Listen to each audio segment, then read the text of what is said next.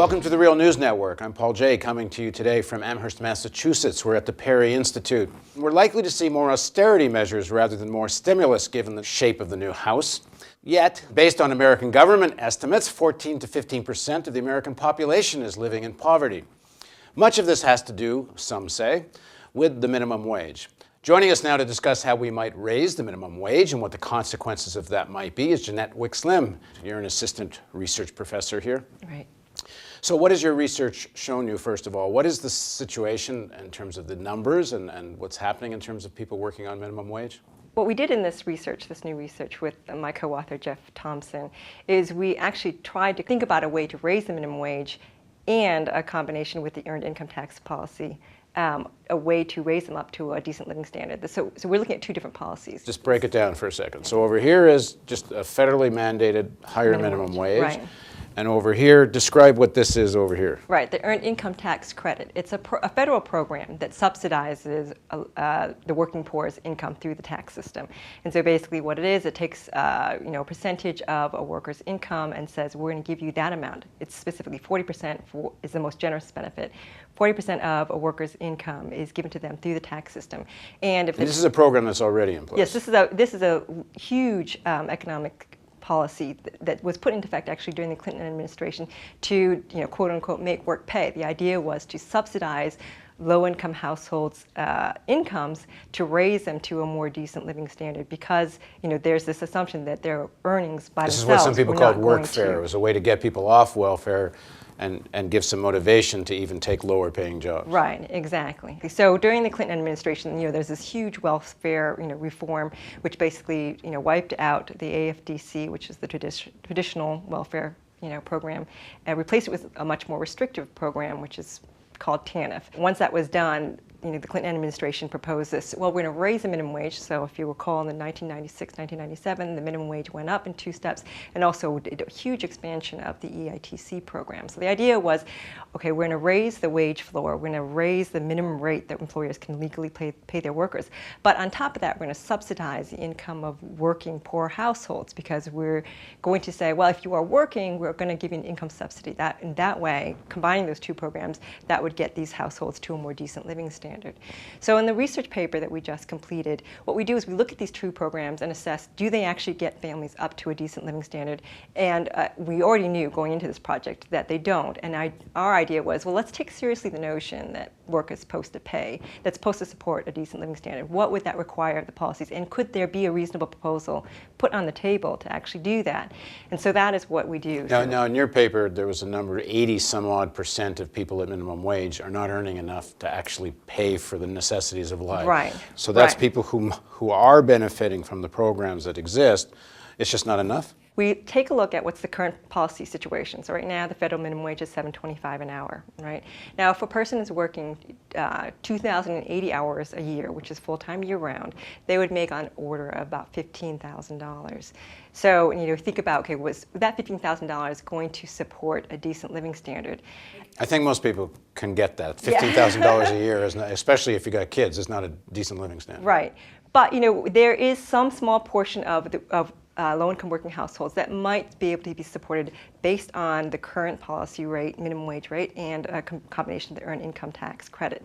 And what we find is about 12% of working households, low-income working households, would actually be able to support some notion of decent living standards. So that's, the flip side of that is, there's a vast majority of low-income working households, on the order of 90%, could not support a decent living standard based on current policy. So what's the proposal look like? So we first come up with what would be a reasonable, an ambitious but reasonable increase in the minimum wage. And we come up with a 70% minimum wage increase, which gets us from a $70.25 federal minimum wage currently up to $12.30.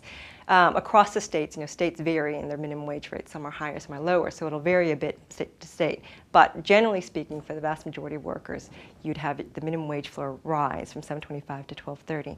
And the other part of the proposal is to expand the EITC program, the federal EITC program. What we say is, well, we should increase the benefits on the order of 80%.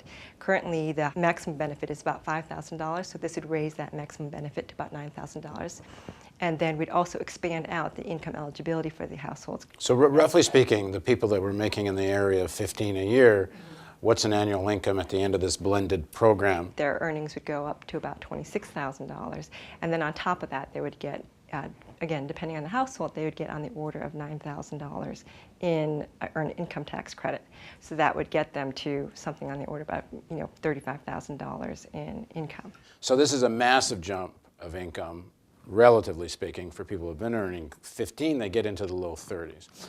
So what's the economic consequences of this? Obviously, the first question is, how do you pay for all this? Of course, the most popular argument against the minimum wage is that if you raise the minimum wage, employers' costs go up, they lay off their workers, or they cut back on their hours, and the workers you're trying to help end up getting hurt in the long run. So we took this argument seriously, and we have at Perry and other places have done a multitude of studies to see, well, when the minimum wage goes up, what actually happens. And what we often find is that when the minimum wage goes up, that the cost increase that businesses actually experience is relatively modest compared to their capacity to cover these costs. And we quantify this. So, for example, something like the citywide minimum wage increase in Santa Fe that was being considered in the early 2000s, they considered a minimum wage hike up on the order of 65%. Now, that actually translated to a cost increase for restaurants in that area, in the types of businesses that would be most affected by this increase, on the order of 3 to 4% of their sales revenue. So, if you want to think about it in very practical terms, restaurants would basically have to raise their prices by 3 or 4% in order to fully cover the cost of this minimum wage increase. So, as a restaurant patron, you'd be seeing something like a $20 meal go up to $20.60.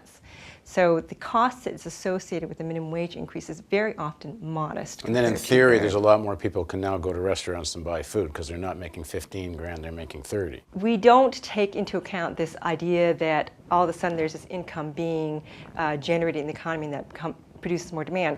I think a more persuasive way to look at that argument is that the minimum wage and the earned income tax policy credit program, both those policies combined can help start making an institutional framework for a more equal income distribution. And in that sense, if you have income distributed more equally, you'd have a much more robust economy, and the consumer demand would be much more stable. It'd be very healthy, it'd be very robust. And if you're going to put stimulus dollars somewhere, why not, I guess the argument, put them here? They're going to get spent more quickly, is the theory, rather than tax cuts or something. Right. Well, how much does this cost? People are in their heads are just going to do the math that labor costs just went up maybe 70%. Exactly, that's wrong. First, labor costs are only one portion of business costs, right? So it's something on the order of half or 30% of business costs. Now, if you look at the percentage of workers within a business that would actually get a raise, on the outside figure for restaurants would be on the order of 50% of workers. So, and then the last component is that even those workers, the 50% of workers who are earning minimum wage or something around that, there's a spectrum of wages, right? There are people who are earning the very bottom, the minimum wage, and then there's people who are earning near but above that. So they don't get the full 70% minimum wage increase. So those three factors combined. Because a lot of people might already be making 8 or 9 or 10, so the increase is not that much to get to the 1235. Okay, now about the tax credit part is going to come out of the government. So how much is that going to cost? The total cost increase would be $51 billion. Now, currently, the federal government spends about $51 billion in tax credits for the federal EITC program as it currently stands. So our expansion would basically double that. That'd bring it up to about $51 billion. So again, like we looked at with minimum wage, we want to say, well, is that reasonable? Is there some way that the U.S. economy could absorb that kind of a cost increase? And so when we looked at the $51 billion price tag for the expansion of the EITC program, we looked to the federal budget, because that's where the money's coming from. What's the capacity for the federal budget to pay for a $51 billion expansion? So when you look at $51 billion relative to the federal budget, you're looking at something on the order of 1.8% of the federal budget. So you're trying to figure out, can you shift around 1.8% of the federal budget to this program? So yes, of course this is something that's a matter of political priority. For example, one thing that we could do is we could take, what is currently the annual increase in the military budget, take 1 year of that increase, and that would fully pay for the $51 billion that would be the cost of the expansion of the EITC. Another example is if we created a modest income tax for households making more than $100,000 a year, that would be able to pay for this EITC expansion. And when I say modest, what I mean is if we set a tax increase that was equal to their annual average growth, if we just took 1 year's worth of that money and we put it towards And the the EITC scope of program. the entire budget is pretty small. It's a small amount of money.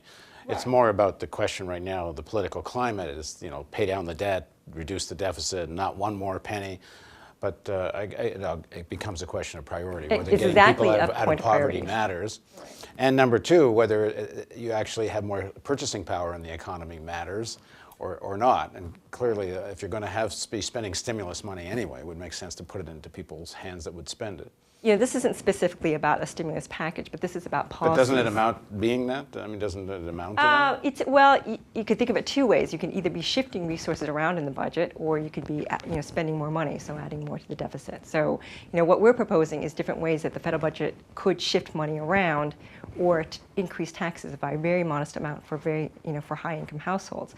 That way pay for these programs.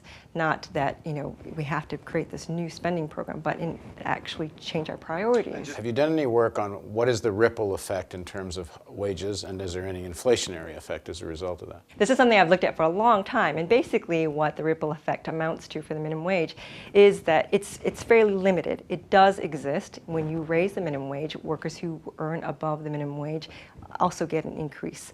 So, but still, in all the cost estimates that we provide in the research, when we tally up what it would affect, how it would affect businesses, we always take into account ripple effect raises.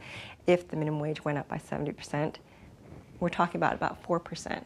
Okay. We're going to have a link to your paper underneath the video player, so if you click somewhere down here, you'll find the whole paper. And we're going to ask you, when people write in and start screaming, "Oh, she can't be right about this," you'll answer their questions. Yes. Okay. So write in and scream if you're inclined to, and Jeannette will respond to you. Thanks very much for joining us. Yep. And thank you for joining us on the Real News Network.